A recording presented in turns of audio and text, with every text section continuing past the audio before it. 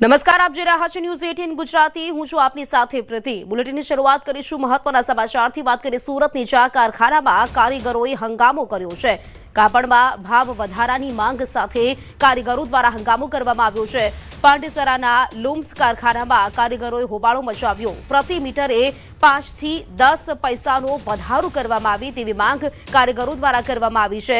માંગણી સંતોષવા માટે કારીગરો 5 થી 7 લૂમ્સ કારખાનાઓને બાનમાં લીધા હતા। તો કારખાને જઈને ઇલેક્ટ્રિક સ્વિચ ઓફ કરી હંગામો મચાવ્યો હતો।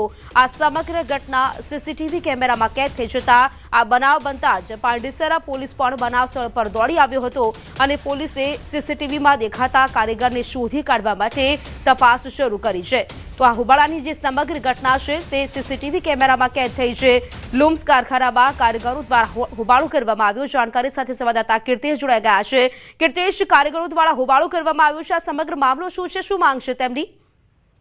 બિલકુલ, પાંડેસરા વિસ્તારની આ ઘટના છે કે જ્યાં કાપડ વણાટના સૌથી મોટો ઉદ્યોગ આવેલો છે અને અહીંયા કામ કરતા ઓડિશાના કારીગરોએ મીટર દીઠ 5 થી 10 પૈસાનો વધારો માંગ્યો છે। જોકે આ વધારા માટે છેલ્લા લાંબા સમયથી માંગણી હતી, પણ માલિકો દ્વારા બાબતે ચર્ચા વિચારણા ચાલતી હતી। તે વચ્ચે જ કારીગરોએ 5 થી 7 જેટલા કારખાનાના બાંધવાને હંગામો કર્યો હતો। બે સ્વીચો બંધ કરી દીધી હતી।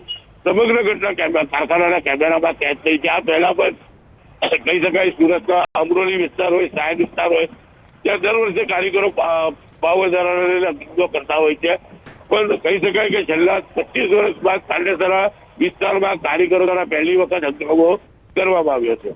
બિલકુલ કીર્તેશ, આભાર આપો જાણકારી આપવા માટે। તો નવસારીમાં નેશનલ હાઈવે પર અકસ્માત સર્જાયો। બેકાબુ બનેલા ટ્રકે નેશનલ હાઈવેને બાનમાં લીધો। બે કાર અને ટ્રકની અડફેટે લેતા અફરાતફરી મચી ગઈ।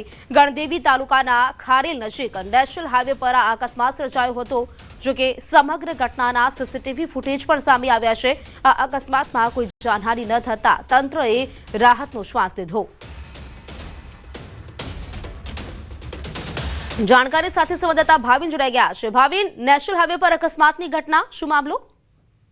ચોક્કસથી પ્રીતિ, જે સમગ્ર ઘટના છે ગઈકાલની ઘટના છે અને જે રીતના સીસીટીવી ફૂટેજ સામે આવ્યા છે તેમાં સ્પષ્ટપણે જોઈ શકાય છે કે જે રીતના બેકાબુ બનેલી જે ટ્રક હતી એને નેશનલ હાઈવે નંબર 48 ને બાનમાં લીધો હોય એવા દ્રશ્યો સામે આવ્યા છે। ટ્રક જે બેકાબુ બની હતી એના કારણે 3 જેટલા 4 વ્હીલને એને અડફેટે લીધી હતી, પરંતુ સદનસીબે કોઈ જાનહાનિ નથી થઈ, જેના કારણે રાહતનો શ્વાસ લઈ શકાય। પરંતુ જે રીતના છાસવારે આવા અકસ્માતો બનતા હોય છે ત્યારે નેશનલ હાઈવે ઓથોરિટી ઓફ ઇન્ડિયાએ જે દિશા સૂચક જે ડિવાઈડર હોય છે કે જે તે છે એ પ્રકારની સ્પષ્ટ ચોક્કસ કામગીરી કરવાની થતી હોય છે, પરંતુ તે પણ જોવા નથી મળતી। એના કારણે આવા અકસ્માતો જે બેકાબુ ટ્રક બને છે તેના કારણે અન્ય લેન પર ટ્રક ધસી આવે છે અને લોકોના જીવને જોખમાય છે પ્રીતિ। અને આ સીસીટીવી ફૂટેજમાં પણ આ રીતના ટ્રક એક લેન પરથી બીજી લેન પર આવી જતા અફરાતફરીનો માહોલ સર્જાયો હતો, પરંતુ કોઈ સદનસીબે કોઈ જાનહાનિ ન થતા હાલ રાહતનો શ્વાસ તંત્રએ પણ લીધો હતો। બિલકુલ ભાવિન, આભાર આપનો જાણકારી આપવા માટે। બેફામ રફતારના હચમચાવતા સીસીટીવી ફૂટેજ સામે આવ્યા છે। ઉત્તર પ્રદેશના મહારાજગંજ જિલ્લામાં રફતારના રાક્ષસે બેફામ કાર ચલાવીને અકસ્માત સર્જ્યો। ગોરખપુર સોનોલી હાઈવે પર એક કાર અચાનક બેકાબુ બની ગઈ હતી અને રસ્તાની બાજુમાં ઉભેલા યુવાનને ટક્કર મારતા આ યુવકનું મોત નીપજ્યું છે। બસ્તી જિલ્લાની એક કાર રસ્તાની બાજુમાં પાણી છાંટી રહેલા યુવાન પર ચડી ગઈ। ટક્કર એટલી ગંભીર હતી કે યુવક હવામાં ફંગોળાઈને નીચે પટકાયો હતો અને તેનું મોત થઈ ગયું। મૃતક યુવક નેપાળનો હોવાનું સામે આવ્યું છે। અકસ્માત બાદ ગુસ્સે ભરાયેલા સ્થાનિકોએ પોલીસ સાથે ઝપાઝપી કરી હોય તેવા દ્રશ્યો પણ જોવા મળ્યા। ઝપાઝપી કરનારાઓ નેપાળના અને મૃતક યુવાનની નજીકના હોવાનું મનાઈ રહ્યું છે। તો આ સીસીટીવી ફૂટેજ પણ સામે આવ્યા છે। ઉત્તર પ્રદેશના મહારાજગંજની આ ઘટના છે। બેકાબુ બનેલી કારે એક યુવકને અડફેટે લીધો હતો, જેમાં આ યુવકનું ઘટનાસ્થળ પર જ મોત થઈ ગયું। આ જે ટક્કર છે એટલી ગંભીર હતી કે યુવક હવામાં ફંગોળાય છે અને ત્યારબાદ ઘટનાસ્થળ પર જ તેનું મોત થઈ જાય છે।